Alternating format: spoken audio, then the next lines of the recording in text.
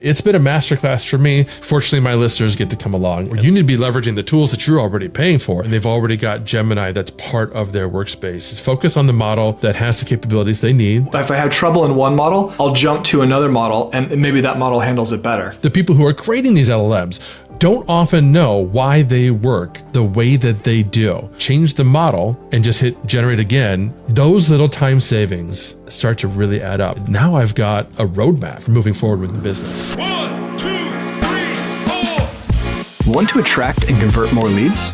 Want to learn how digital PR, branding, and SEO can establish and build your brand identity? Welcome to the Market Movers Building Brands and Links with Linkify podcast. We answer these questions and help you ramp up your brand visibility and credibility. Let's cut through the noise and make your business the talk of the town.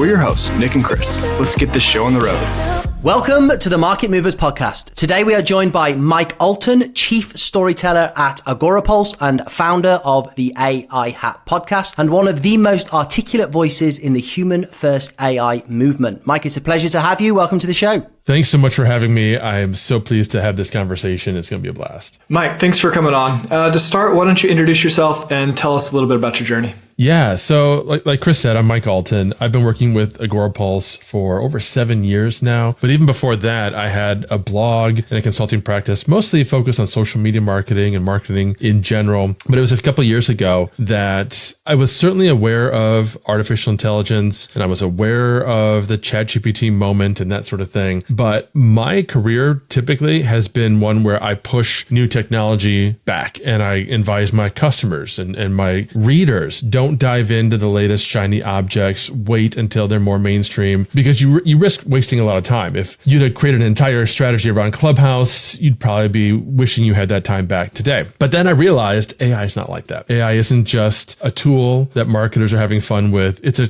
total shift in how we are viewing and using technology as a society. It's literally the fourth industrial revolution. So I decided in late 2023 that I really need to focus my efforts on artificial intelligence. So I launched a podcast in 2024, mostly for myself. I even say at the outset of the show that I'm selfishly using this time to pick the brains of experts at AI, because that's literally what I've done, having now interviewed 75 to 100 folks in AI. It's been a masterclass for me. Fortunately, my listeners get to come along and learn as I do. So I have really changed how I'm operating my side hustle business, the AI Hat, and having a lot of fun helping other businesses learn alongside me. Oh, that's awesome. I really like the fact that you said to slow down, take a step back. I thought you were then going to suggest that that was an approach you're taking even within the AI space, but you've gone all in. But do you still feel as if there is a need for us to breathe for a moment? Because it is so overwhelming. I get that feeling every single day because there is always new tools. There's always new features. There are always new benchmarks. There's always a new tweet from someone saying, hey, somebody just dropped this and it's a total game changer. Here's 3 reasons why. And so there's so much hype. Yeah.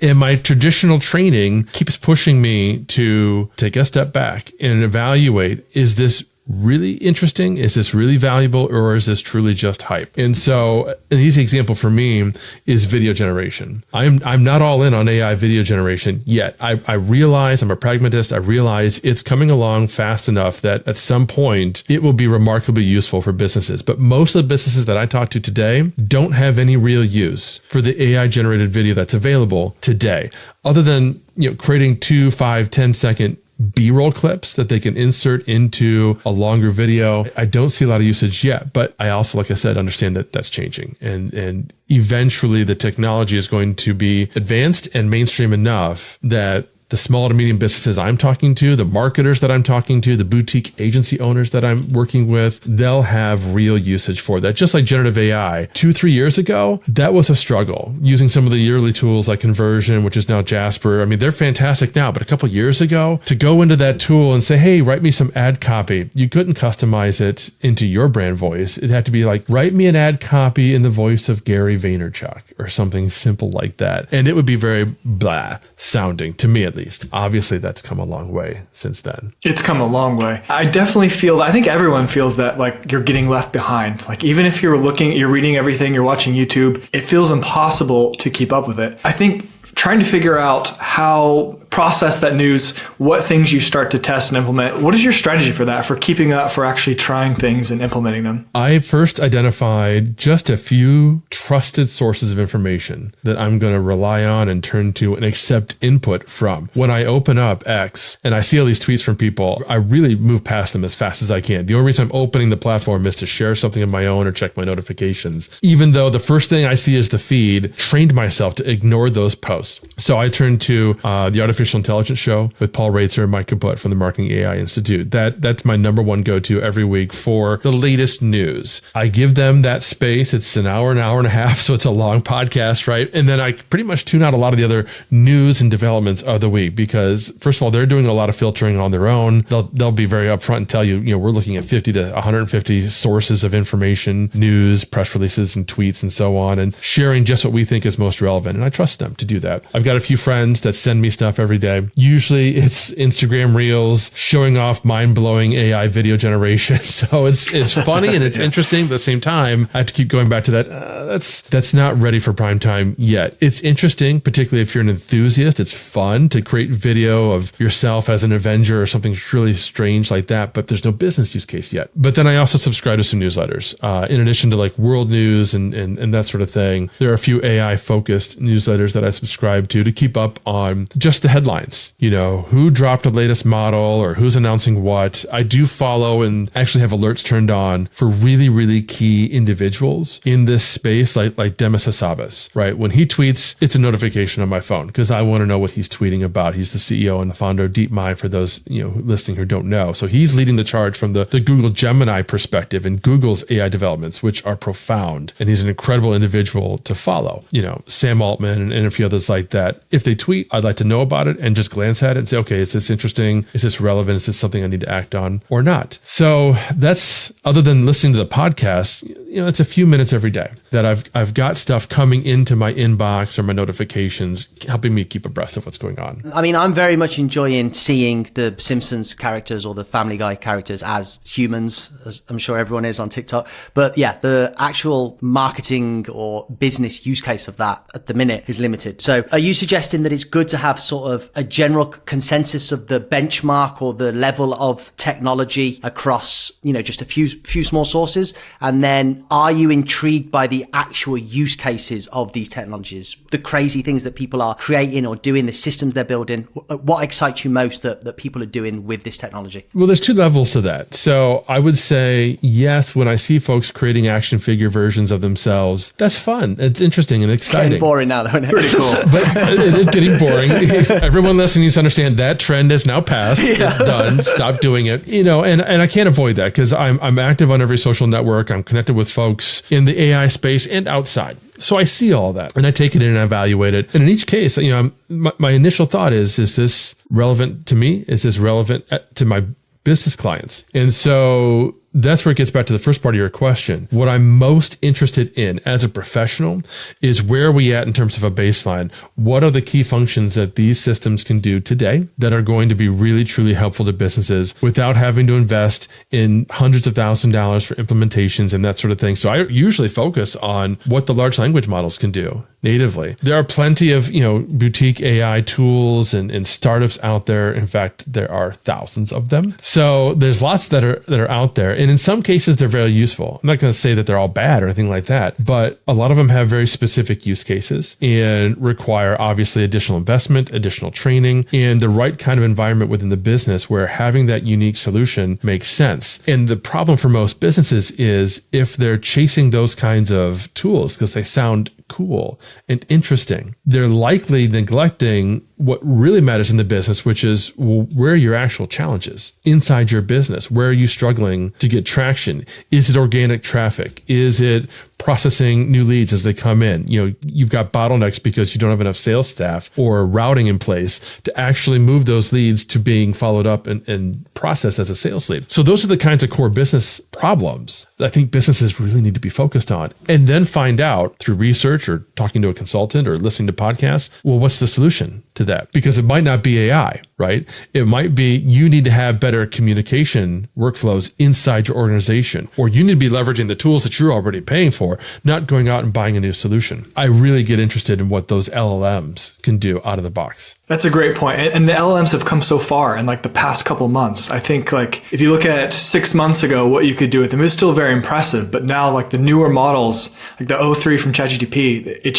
it's a whole nother level. I saw you, I think on LinkedIn talking about Gemini. So I wanted to ask you which models you're currently using. And then Gemini, I feel like this one just doesn't get a lot of respect, but Gemini 2.5 is fantastic. So I'm curious to hear your thoughts on that. Yeah, what you saw was the second in a series of 6 kind of mini episodes that I'm doing, dropping them on Wednesdays on the podcast, talking about Gemini specifically for that reason. It doesn't get enough attention and interest from businesses. And there's 2 problems there. First, they've got fantastic models. They're very competitive with OpenAI's ChatGPT, with Anthropic's Claude, or any other LLM that you might see out there. But even more importantly than that, most of the businesses I talk to are already paying for Google Workspace. So when they're going out and they're paying for ChatGPT or Claude, they're paying twice as much as they need to for an AI when they've already got Gemini that's part of their workspace. Now, there may be very specific use cases why they should be investing in ChatGPT or another LLM. And so that's one of the things that I'm talking about on the podcast is what's the difference between them? Why is there so much overlap? And why do we care about that? And where are their differences? The funny story for me is I was a ChatGPT user last year, and I started working with a friend and partner of mine named Chris Carr. He has an agency in Philadelphia, and he's doing a lot of AI training and workshops. He and I had this idea of what if we did a 2-day in-person AI boot camp, and businesses could just send folks to that boot camp regardless of what department they were in. And over the course of 2 days, they would get this baseline that we've already been talking about. They would understand, okay, this is what AI can do right now, not potentially in 6 months, but like today. Here's what you can do with translation, voice, video, and everything. And we'd spent a lot of time talking about prompt engineering. And he said to me, Mike, I use ChatGPT extensively. I don't touch Gemini or Copilot. Can you figure out one of those models and learn it so that we at least have somebody doing the training who can speak to these other models? So our boot camp was November of 2024. And so I spent the month prior, really getting into Gemini and literally fell in love. It's a fantastic tool. To your point, they've now released Model 2.5. It's fantastic. They had a deep research capability before everybody else. And I love it because there's no limit on how many research projects I can do. So anytime I've got a question that's more than just like a typical Google search kind of thing, I throw it in deep research and get myself an entire paper. And this could be researching markets or topics or tactics or strategies, whatever. So I love Gemini. Now that said, there's something wrong with ChatGPT, but for all those reasons I just talked about, I realized, okay, too many people are sleeping on Gemini and not giving it the attention it deserves. Okay, so first of all, I think you need to give me and Nick a smack bum because we are using both ChatGPT and Gemini. Yeah. I find myself always going back to ChatGPT, and I love Gemini. I just find it as a suite, like fragmented across its offerings. I don't know if I'm in Google Gemini natively. If I want to do interesting things with images, I'm in Google AI Studio. I think I've been using Google Notebook LM quite extensively, but it's not all like housed in the same environment. Am I missing something, or is that a fair assessment of of a comparison between the two? No, you're absolutely right. There's aspects of Gemini that are being implemented in other areas of that Google ecosystem. And then they've got all these experiments, like Notebook LM was just an experiment that, once they kind of released it to the public went, oh my, yes, I want to use that. So now they're, doing it more and more, but it's still not directly accessible inside of Google Gemini. They've done some things to integrate some aspects of it. So for the listeners who don't know what we're talking about, there's your normal LLMs like a ChatGPT where you just start a chat and you have a conversation and it can search the web if you want it to and pull in information. And then there's a different kind of LLM that's what we call closed, where you're feeding it specific sources of information and that's all it knows other than conversational English or whatever language you're using. Notebook LM is that. It's a retrieval augmentation generation system, or RAG, and you feed it a bunch of sources and then you can have a conversation about it. And it's limited to just those sources, which is awesome. It can't go out on the web web. It can't have hallucinations. And that could be long documents or a series of documents. I've got a notebook just for my podcast. So every published episode, I'm up to, 71 now. Every transcript is in there. So if I want a quote from one of my guests, I can ask Notebook LLM for that quote, and it's not going to make something up, and it's not going to find something on the web that the guest didn't say to me. And one of the cool things that got people excited was the audio overview, where you give it all that sources and then ask it to create essentially a podcast about those sources. That's now built into Gemini. So if you do a deep research or have a conversation, there's a button at the top where you can do the audio podcast overview. But you're absolutely right. There's still a lot of disconnect between it. If I'm having a conversation with Gemini inside of a Google Sheet, for instance, it doesn't have the same context as it does when I'm using Gemini natively. Copilot is even worse. It's even more fragmented. But these are the kinds of things that I see as very temporary issues, particularly between Google and OpenAI, the effort that they're putting into these systems. As soon as one model develops a feature, the other model quickly comes out with the same feature. As a historian, I hearken it back to social media, where for a while, Google Plus was actually the only platform where you could do live streaming video. And then we had a couple of other spin-off platforms. And then eventually Facebook added live video. Twitter bought Periscope and incorporated that as a live video solution. LinkedIn eventually added live video. It was the kind of development that we're seeing now, reflected back then, where these kinds of core features that mainstream users want to be able to use become ubiquitous across all the platforms. So I don't worry, for instance, about which model is rated the best today, because tomorrow another model will be rated higher, and then another version will come out, another one. So don't worry about that. I tell businesses, focus on the model that has the capabilities they need, that works with their ecosystem the best today, and be happy with it. That's a good point. And I feel like I'm never pushing the models to their max anyway. So when they look at these benchmarks, I'm like, I'm not that user that needs that sort of capacity. But I think for some reason, I like to use all three. I have different use cases. The only one I really haven't gotten into is Grok, but like Gemini, I love on my phone. Once it came out with the little voice agent, like the other day we got my daughter an aquarium. And so I had all kinds of questions, and I set it down and I was like talking to it, and it listens, it responds. It's like really easy. You don't have to sit there and type it out. And the whole thing just happens live and seamlessly. Whereas like ChatGPT, I love the projects. I have like some really solid projects used for that. Claude, I find, is best if you need something like the other day I had a table that I uploaded, and I wanted to add some columns to it and have it like analyze that and add those to the different rows. ChatGPT failed miserably. Claude easily handled it. So I find that it's just, if I have trouble in one model, I'll jump to another model and maybe that model handles it better. I guess on that regard, what do you think Gemini, like what is its strength? I think ChatGPT and Claude, they both have those sort of strengths. Gemini, while I love it, I haven't figured out like this is what it really excels at. What do you think that is? I think I've seen the most success, at least personally and with some of the businesses I've worked with, using Gemini as a strategic partner and collaborator. I turn to Gemini. I've got a gem. So again, for those listening who aren't familiar, you can have customized versions of the AI. So with ChatGPT, they're custom GPTs. With Gemini, they're gems. With Claude, they're projects. Where inside the instructions for that customization, you give it whatever information you needed to know. So what I've done is tell it everything about me as a business owner with the AI hat.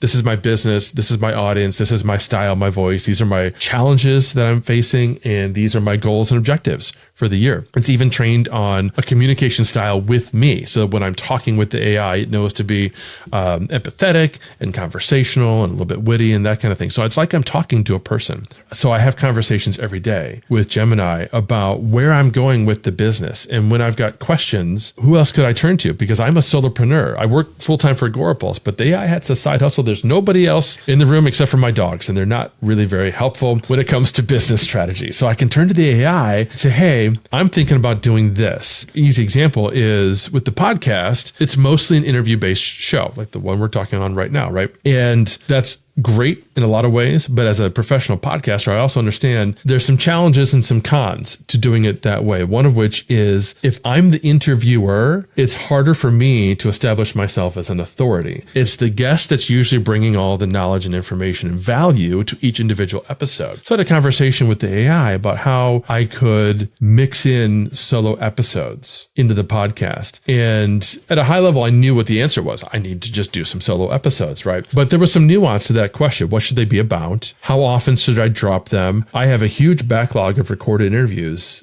already. We're recording this April 24th. I'm recorded into July already.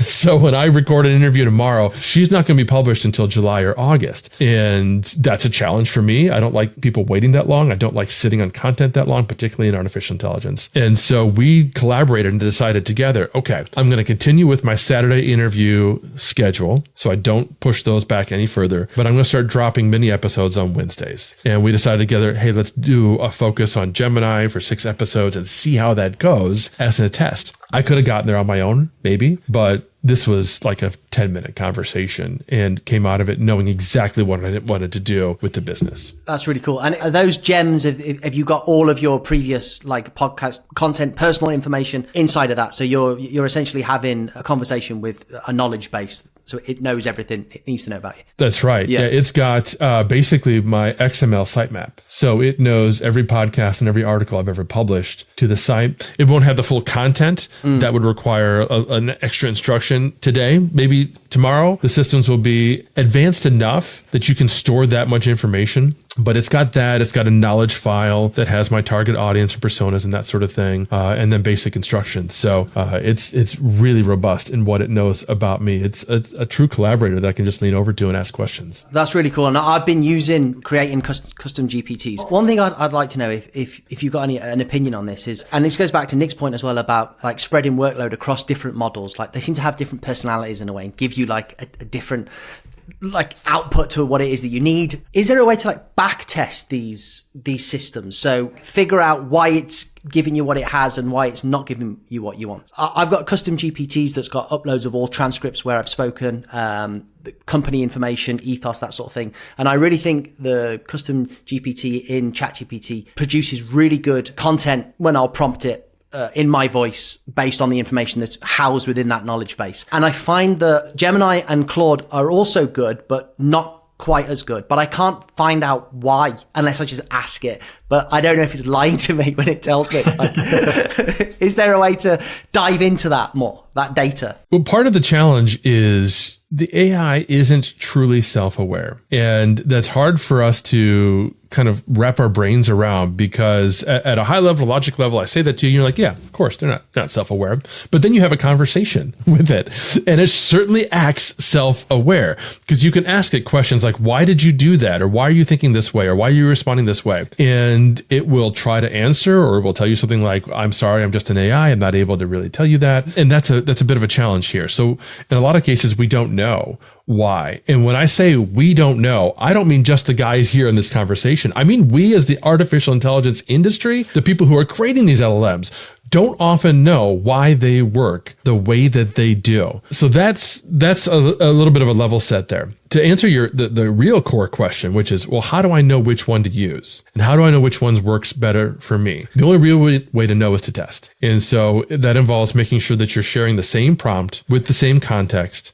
across each large language model. So if you're using a custom GPT, which has context built in, you already have those instructions in there that tell it whatever it is that you want to know. You have to make sure that you've got a gem that you're talking to that is set up exactly the same way, or a project in Claude. Now, I'll tell you all you listening, one of my favorite tools is actually one called Magi. And Magi allows you to access all the LLMs at the same time. And you can have personas in Magi that essentially are chat GPTs or custom GPTs or gems or projects. So you can have a persona that is your custom GPT for whatever. And you can run a prompt against one of the ChatGPT models, and then in a drop-down box, switch to Gemini 2.5 and say the same prompt again. And you've got the same response history in that same chat, and you can compare back and forth and then see what Claude would say. You can do the same thing with image generation, which I absolutely love. I can access Flux or Leonardo or Imagen or DALL-E or whatever image model I want. And with the same prompt, hit it, generate an image, see what it looks like, and then change the model and just hit generate again and see the exact same prompt, how that worked in Kling versus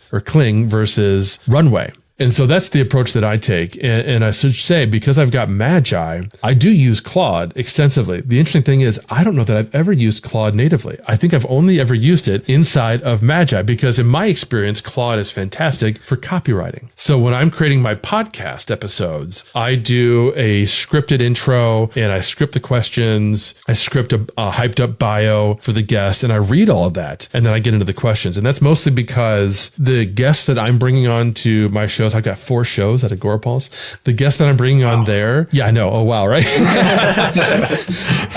They've never been on podcasts before in their lives. I am typically the first ever podcast that they're being on. And so I want it to be very seamless for them. So I give them the questions in advance and that sort of thing. And I've just found that Claude is just superior when it comes to truly creative writing. And I go back to Gemini for the strategic stuff. I think that tool, that's quite interesting. Are there limitations on how much you can use a specific model, or would that be like a good replacement for someone who, maybe wants to try them all, but doesn't want to go out and get three paid plans? Yeah, it's a definite replacement for anybody who's looking at or actually using 2 or more LLMs, because you're going to pay $20 a month for Magi versus $20 a month or more for each of those individual LLMs. So you're going to cut your costs in half or by a third. The only limitation is in total usage, because there are API costs and limits by the platforms. So at $20 a month, you're going to get a repository of tokens or words, and you'll be able to see as you go how much you're getting closer to that repository. And you can buy more if you need to, if you're really in there all day long, every single day. But it's still a huge limit. Like I said, I'm doing 4 podcasts. So I'm interviewing people every single week, and I'm running it through,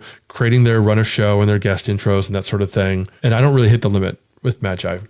That's interesting. And that actually completely answered my question. Like, how do you see which one's best, test them, but do it in like a way that's housed in like a single environment so you can just do it easily? That's really cool. But I want to go back to Gemini just because, like you said, most people are using Workspace, or, a considerable portion of people are using Workspace, which means we have this like crazy free access to an extremely powerful tool. It's also in places you might not expect. So I'm now really into doing all of my email replies with the little Gemini button, voice note into it, wait for it to tidy up, make sure it hasn't said like, hello, Chris, instead of the person that I am responding to, because sometimes it does get that wrong.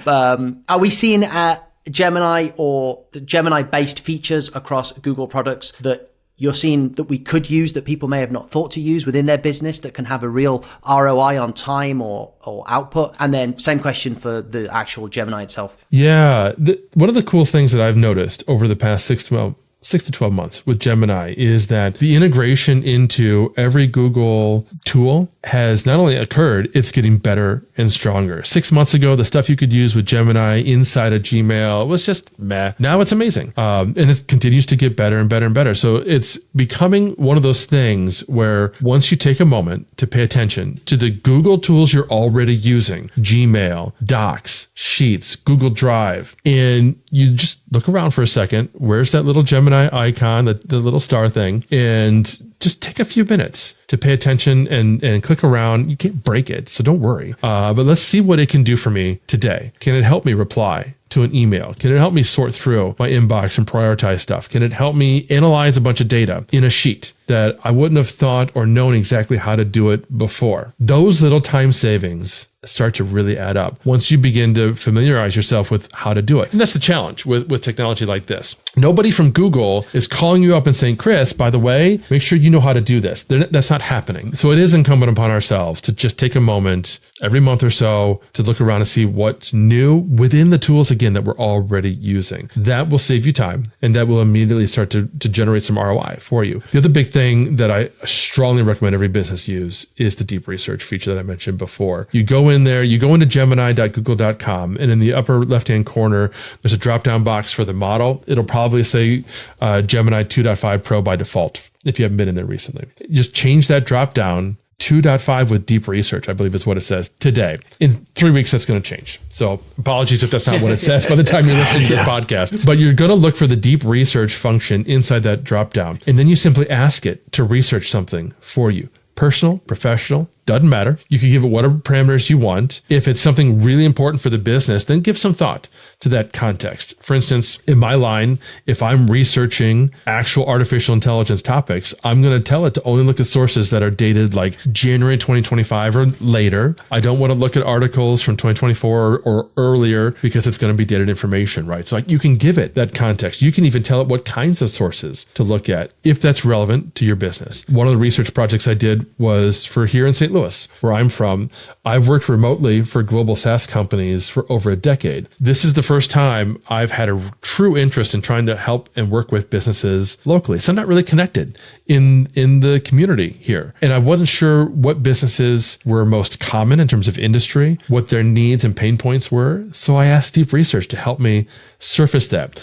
And the first thing it does when you tell it what you want to research is it comes back with a summary of an actual research plan. The first paragraph is just whatever you typed in. And then it's going to break that down into steps. And this is really fascinating. It's going to recognize the things that you want it to do. I need to go out and research the web and find X, Y, and Z. And then I need to compare and contrast those against A, B, and C. And then it always gives me several extra steps that did not occur to me at all. I did this on a call with a client where he is in the events industry and he wanted to raise awareness of him and his business in the events industry. And I said, well, dude, you need to go out and guest on other people's podcasts, just like we're talking here, because that gets you in front of other audiences. And like I already said, that shows you as the expert and the authority, not necessarily the interviewers. And it's like, okay, but I don't really know what podcasts are out there in the industry. So we went to Deep Research and I said, I want to know what podcasts are out there that are specifically talking to the events industry. And if they've got any kind of form or something like that to reach out to be a guest, help us find that out. And so it took all that and it created the research plan. And then at the end of the research plan, it also said, find out what the criteria is for guests and if the show even accepts guests. I didn't ask it to do that, but it understood the context and it realized, well, if he wants to be a guest on a show, it'd probably be a good idea to know, A, if they even accept guests. Let's not reach out to guests and look stupid, or reach out to podcasts and look stupid if they don't accept guests, because that just shows we've never listened to the show. And then what's the criteria? Are they only looking for, people who are, working in booths or whatever? So that blew my mind right off the bat. And then, of course, you say, okay, yes, do it. And it takes 5 minutes and it does this scouring of the web, pulls in all these sources, analyzes them, compiles it all, and then gives you a report that's typically several pages if you print it out. That's a comprehensive look at whatever it is you wanted. And these, when I'm doing it for my own business, I'm always saving them as a Google Doc and downloading them as a PDF. And so now I've got this folder on my desktop filled with all these research projects that I can then pull into future conversations. That research I did on the St. Louis market, I can pull that into a conversation with my AI chief of staff at any time. I can pull in any of these other reports at any time and supplement whatever it is that I'm trying to determine with the AI. I think the deep research part is probably, when ChatGPT first came out, that really disrupted like the content space. It was kind of I hate to say game changer because we're laughing at the overhyping, but it really was in that regard. And deep research was the same, because some of these tasks that deep research can do, they would take you half a day. Like it's a considerable amount of work. I find Gemini it's kind of like the sweet spot with the deep research. ChatGPT has really, really in-depth reports, which are great if you need that level. But I keep hearing people say like, oh, I do the deep research on ChatGPT and then I put it in and say like, summarize this. I'm like, why did you need deep research if you're going to have it summarized? And then I find Grok does like, it's never like enough for me. So I think Gemini is really that sweet spot where it does a lot of research, but it's not like too long and too dry. What are some other use cases that you've seen for the deep research for businesses? Well, and also, one of the things that I love the most about deep research is it's not limited. So with ChatGPT, and this will change, but depending on what plan you are, there's a limited number of deep researchers that you can do within a month. I think it's like 10 if you're paying $200 a month, plus. Something like that. Mm-hmm. Yeah, I can do 10 a day with Gemini deep research if I need to. I don't have that particular need, but usually once a day, like just now, hey, sorry.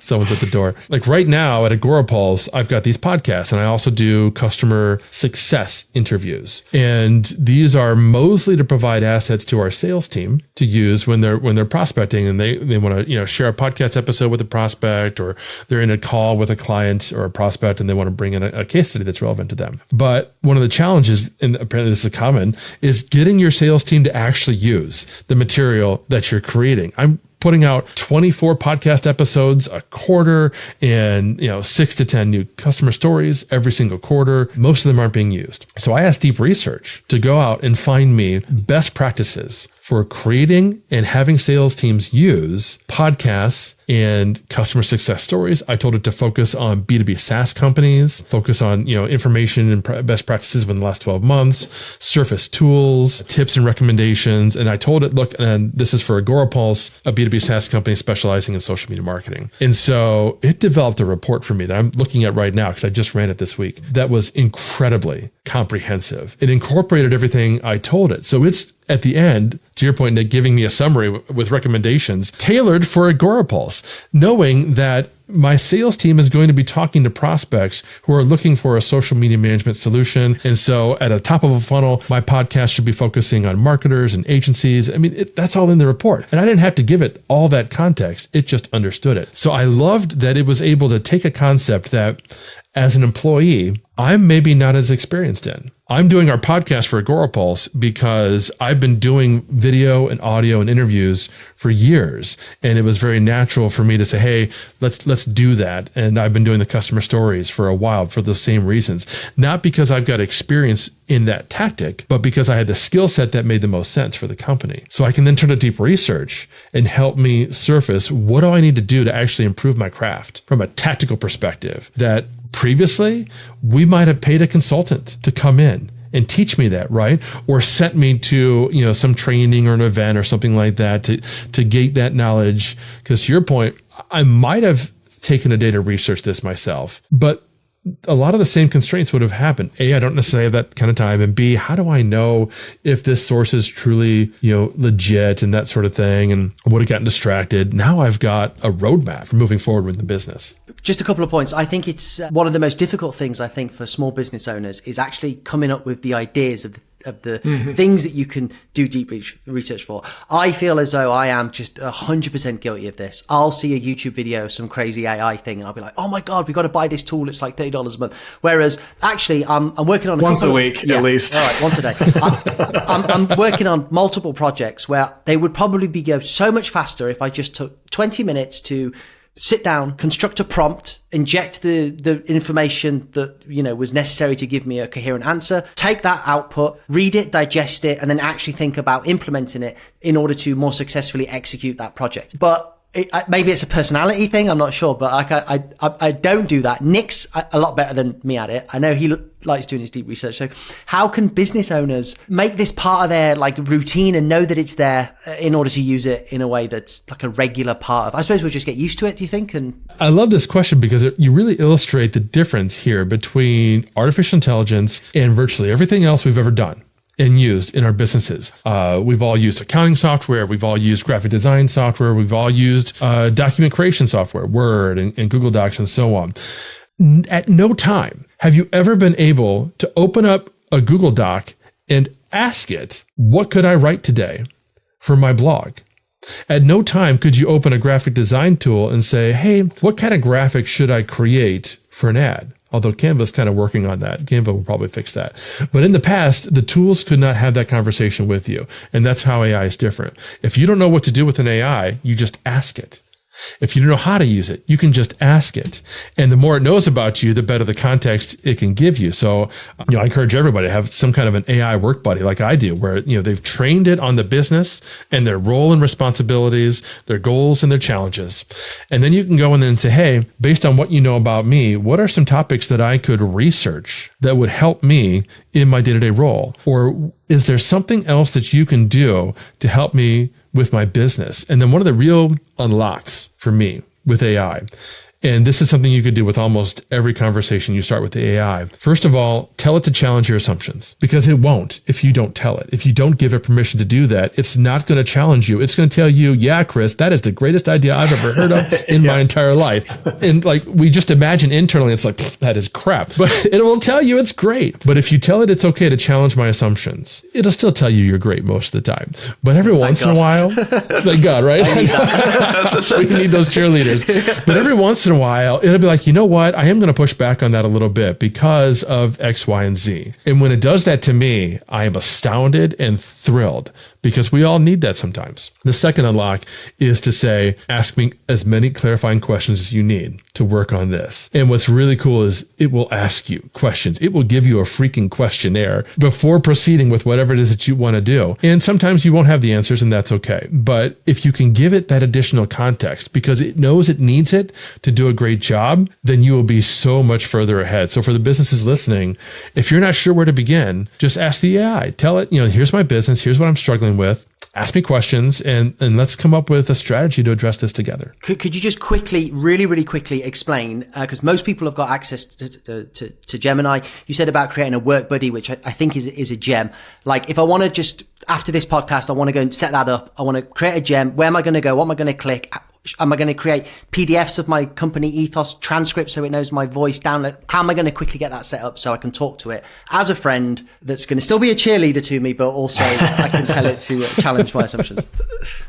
Yeah, so I had developed this over a series of months with Gemini. I called it my AI chief of staff. I gave it a name, Clue, from Tron. So I talk to Clue all the time. In fact, Clue has its own LinkedIn newsletter where every week Clue looks at my latest podcast episode and publishes his thoughts on it. And I don't edit it at all. It's what Clue thinks about my podcast episode. So it's fascinating.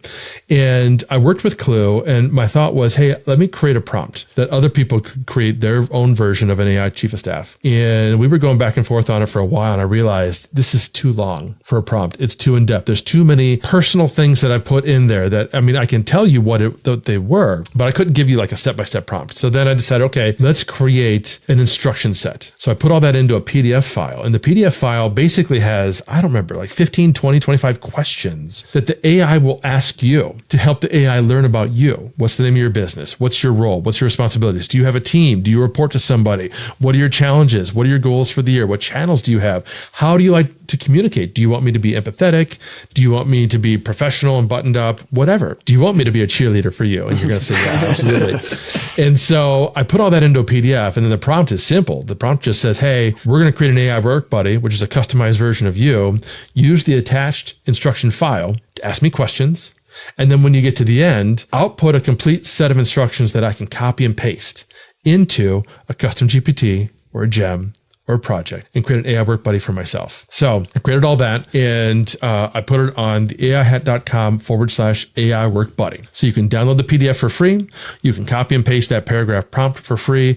And if you want more help, there's a community and there's a video training that shows you like how to create a gem or how to create a custom GPT, how to think about the questions that it's going to ask you so that you really have some prepared information, because it's going to ask you some detailed stuff like who's your target audience. And if you haven't thought about that, you need to. And you need to have like your brand voice guide and that sort of thing. But all of that's at the aihat.com/AI Work Buddy. And the best part is AI will help you figure that stuff out. That like those things you haven't figured out, like your brand voice. Like, because there's a lot of companies that are in that position. They're like, well, I kind of know in my head how I sound.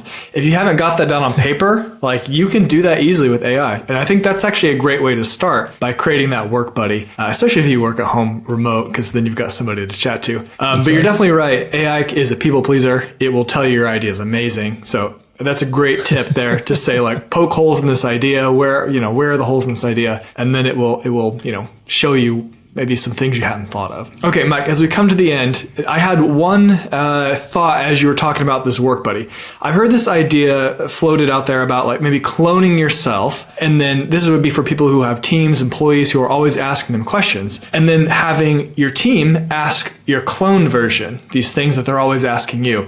Do you think that that's possible yet? Or is that something maybe, a little bit further down the road? Sick of Slack messages, Nick, are you? Asking for a friend.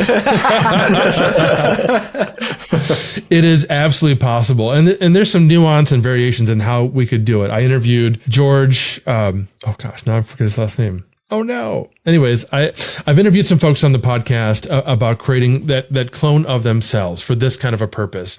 And it's very possible if you already have a treasure trove of documentation, podcast episodes that you've done, other kinds of documentation. I do kind of like and limit the idea to that purpose where you are constantly being asked questions by team members, staff, and so on.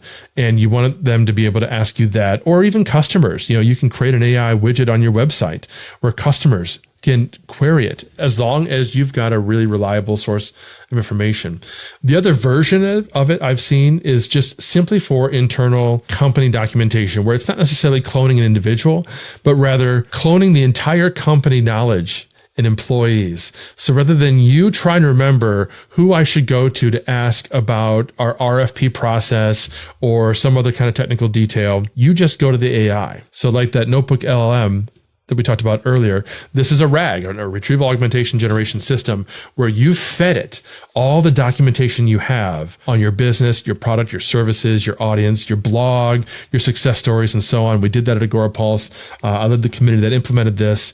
We used a different tool, and then we moved to Slite, because Slite, our documentation platform, actually has this built in. So as long as we have the data in Slite somehow, we can go to Slite or we can go to our Slack channel, and you can ask the Slite bot, hey, do we have any success stories for agencies from the UK? And they're like, yeah, here's a story from AdTrack and some others that we published. Or, hey, what's the dimensions for an Instagram story file that we can publish through Agorapulse? These kinds of little details, or our process or whatever. And it gives you that information and it cites the sources. So either one of those, are valid and absolutely possible today with AI. That's awesome. My final question. I feel like this has been a really grounding episode. Like, it's really put things into perspective, the things to concentrate on. A lot of the tools are there. We don't need to go and start looking at stuff that costs additional money. So I think this has been a really actionable and informative and helpful episode. Do you have any sense of where we are currently? Because you do see so much hype. I see some people saying that we've reached peak data and chip development's not gonna, we're reaching the limits now of real innovation. Everything that's coming out recently is just like a slight iteration or a repackaged version of something else.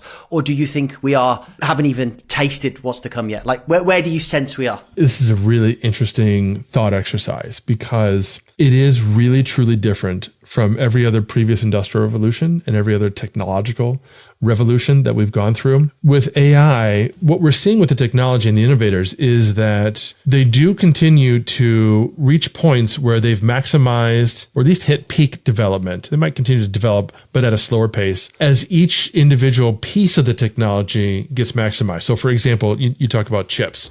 Is it possible that we've reached the peak for our chip development? Possible. But then at the same time that people are having those conversations and saying, I don't know that we can process things that much faster than what we are, all of a sudden we saw 3 different folks come out with quantum chips and quantum computers that will revolutionize computing power, right? As we start to see kind of the peak electrical draw and power consumption, well, then we're revolutionizing how we do power. And this is the kind of thing that we're seeing over and over again, how we're training the models. We start to see the peak and how they can be improved. Well, then we revolutionize how we train the models. So I'm really in the camp where I believe we are just at the beginning of AI adoption and evolution. And so therefore we are just at the cusp and the dawn of this AI revolution, this industrial revolution.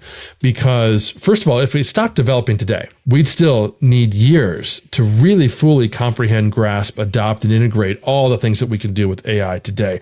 We're having these conversations every single day, and businesses still are barely using ChatGPT or Gemini as we've found, but we're not going to stop. And these large language models are going to develop over the next few years. We are at the cusp of the agentic era of AI, where it's not yet mainstream really what we can do with agents. And yet we spent half this episode talking about deep research, and that's technically an AI agent. It's going off on its own. It's deciding what to research. It's deciding what's relevant and what's not. And it's pulling that all together in a report autonomously. That's what AI can do today. Tomorrow, you'll be able to tell it what to go do with that report and say, hey, do that report, and then go create all the marketing assets and the web page and everything that I need to do as a result of the research that you discovered. And within 12 months, it's going to be incredible just how much we've come. And that's to say nothing of artificial general intelligence, the next true leap in artificial intelligence, where it's able to do all these things and have conversations at an incredibly higher level than what we are seeing today. So I'm really in the camp, like I said, where we're just at the beginning. 100% agree. I think in a few years, we'll look back at the models we have today like we look at cassette tapes, Yeah. It'll be like, wow, really? We use that?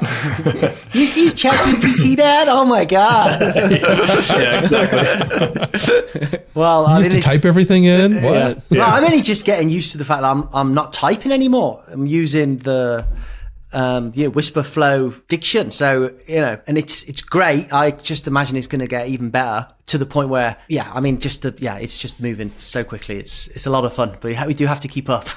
Mike, it's been absolutely fantastic. If people want to hunt you down and find you, where's the best place they should go? Best place is to go to theaihat.com/connect. That's where you'll find my podcast and all the social channels. I'm everywhere, so you can pick whatever social channel you prefer to connect with, and you can follow me there. Will you drop the URL for the freebie that you had as well? Yeah, that's theaihat.com/AI Work Buddy.